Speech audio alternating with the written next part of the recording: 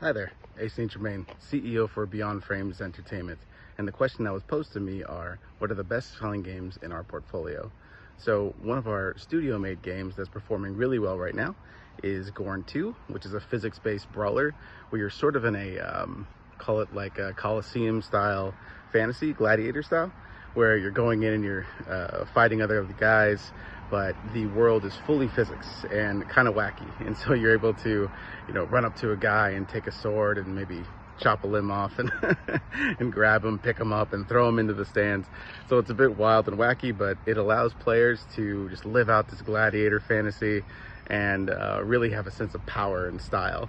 The other game that's really popular within our portfolio is within our publishing label called Ghosts of Tabor, which is an extraction shooter, which means in short, you gear up with all the things you own inside of your base, then you go out into the world, you try to loot as much stuff as you can, and then try to make it out alive before another player or maybe the enemy AI takes you out. And so it's sort of the risk-reward factor. It really drives into making it a very addicting loop, and it's also very social because you could run into other players in the world, which is kind of terrifying.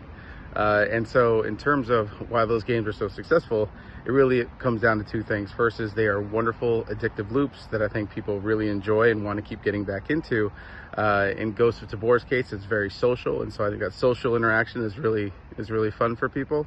And then finally, they're both based on very popular things. So Gorn 2 is a sequel to the first Gorn, which came out several years ago, which is pretty popular, and Ghost of Tabor is made on the back of a very popular game in non-VR called Escape from Tarkov, making the marketability of both games quite easy.